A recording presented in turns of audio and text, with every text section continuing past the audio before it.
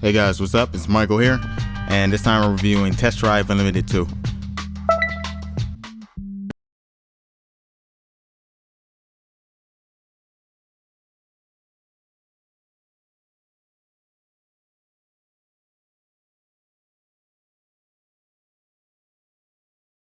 Test Drive Unlimited 2 is a game that promises to be a breezy, fun, online driving experience in which thousands of players can socialize, talk, race, and simply explore a beautiful world full of diverting activities together. I was a huge fan of Test Drive Unlimited 1 and even got all the achievements for the first game. The premise is solid and so are the fundamentals, but the execution in Test Drive Unlimited 2 leaves a lot to be desired. As always, gameplay is the most essential factor in determining how enjoyable and long-lived the game will be. Test Drive Unlimited 2 is a mixed bag. The core fundamental features of the game work well enough for the most part. If connected to the internet while playing, the game is always online when it's working. That is to say, you drive around the game doing single-player objectives while also seeing other players driving around the world, with the ability to challenge them to races, start clubs, explore together, etc. Anyone who played Test Drive Unlimited 1 knows exactly what I'm talking about, but this time around just a little bit better. The online functionality for the most part is it is so shoddy and broken that my head literally hurts after trying to take part in it. Atari's working on getting the game just right with patches and server fixes, which leads me to question why the game came out if it wasn't ready. Test Drive Unlimited 1 was not this bad when it launched. So with that said, I'll start with the single player components of the game, which are accessible at any time whether you're playing online on Xbox Live or not.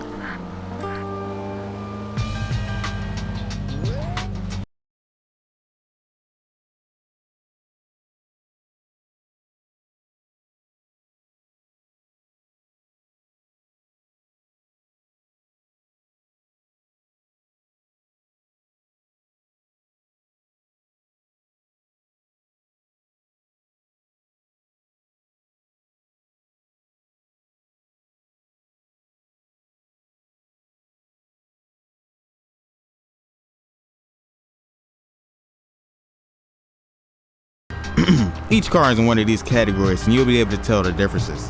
The handling does take some time to get used to. You store cars in your various homes' garage. You start the game in a modest trailer home, but eventually purchase sweet pads all over the game's two massive islands. That's Ibiza and the original Test Drive Unlimited's Oahu. Your homes can be decorated with furniture, wallpaper, carpeting, and more. This part of the game works well and is designed in a fluid, intuitive fashion.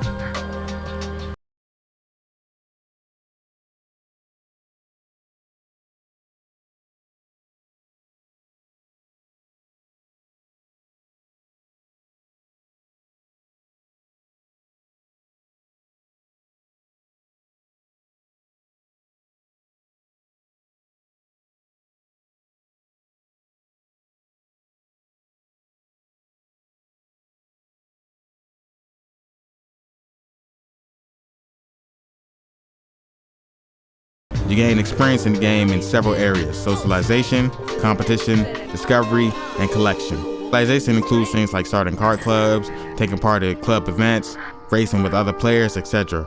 Competition means winning or placing well in single-player races. Discovery means exploring the two islands' many roads, locations, and regions, or finding car wrecks. All of these contribute to a collective global level, which each having its own individual level as well. Online Players is as good as a place to begin moving into the topic of this game's atrocious online functionality. If you bought this game hoping to drive across the world with your friends, well, good luck. Most of the time, the servers are either offline or just not working. They'll no doubt fix this later on though, or so I hope. Players still cannot persistently stay together as they play. When you do finally manage to stay together, it's a lot of fun driving around the world with buddies and even random players. Taking in the sights together is a rush like no other, but other problems begin to emerge. Test Drive Unlimited 2 has enormous potential as a unique MMO-style driving game. There may come a time when Eden has all of the kinks ironed out and players can easily and seamlessly hang out with friends in the world as they've created for us. Visually, this is far from the best looking game you'll see this gen.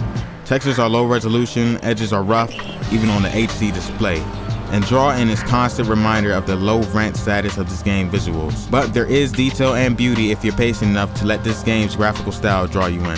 Cars obviously don't look as detailed or pristine as those in Gran Turismo 5 or Forza 3.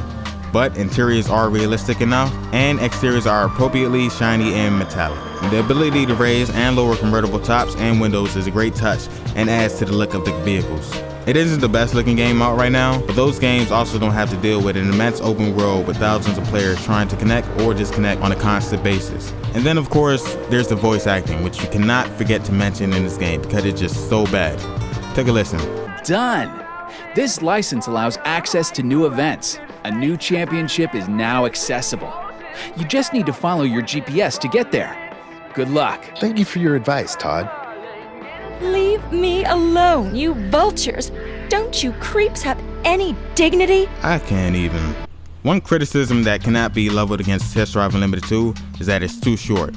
There is tons of content here, 2 enormous islands to explore, hundreds of events and championships, hundreds of side missions, dozens of homes to buy and customize, and numerous cars to try out and upgrade.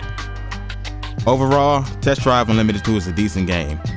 If you enjoy the core gameplay, you'll be playing this game for a long time to come. Being a major fan of the first title before it, I am seriously disappointed on how this game turned out. It could be a good to great game if the online issues and bugs could be resolved in a timely manner enough that there is still a decent sized community that keeps it alive.